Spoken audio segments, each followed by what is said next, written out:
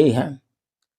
जब से ये सृष्टि बनी है तब से आप जन्म ही तो ले रहे हैं, जन्म ले रहे मर रहे, जन्म ले रहे मर रहे।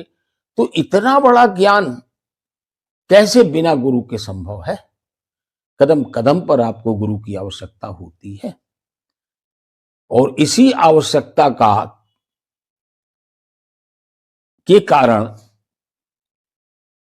संतों ने कृपा करी, परमात्मा ने कृपा करी और संत मत का स्वरूप हम सबको प्राप्त हुआ।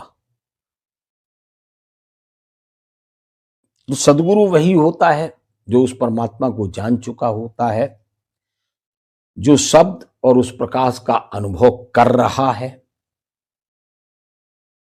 और जो साधक को अंतर की यात्रा कराए, वह गुरु होता है। जो स्वयं अनुभवी है, जो शब्द और प्रकाश का निरंतर अनुभव अंतर में करता है और उसी का अनुभव जो अपने शिष्य को कराता है, वो सदगुरु होता है। और यहां पर मुख्य प्रधानता संत मत में होती है अंतर की साधना की। यहां बाहरी पूजा इतनी महत्वपूर्ण नहीं है जितनी कि अंतर की साधना महत्वपूर्ण है। यहां आप केवल यदि बाहरी पूजा ही कर रहे हैं और अंतर की साधना नहीं कर रहे हैं तो आपका गुरु सदैव आपको टोकेगा। वो जब आपको मिलेगा, जब भी आप उसके समक्ष होंगे, वो यही कहेगा, भजन करो, अंतर में ध्यान करो, बाहर पूजा करो या ना करो, कभी नहीं टोकेगा। लेकिन अगर अंतर ध्यान नहीं करोगे तो तुम्हें टोकेगा, क्योंकि अनुभव तो अंतर के ही करने हैं।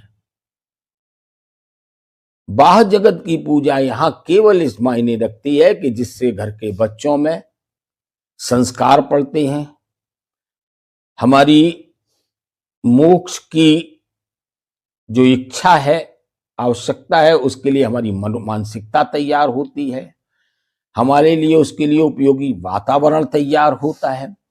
यानी बाहरी पूजा बाह्य साधनों के लिए ही काम करती है और मुक्ति के लिए हमारी यात्रा अंतर की साधना से ही होती है। और यहां मुख्य जो प्रमुखता है वो अंतर की साधना की ही होती है।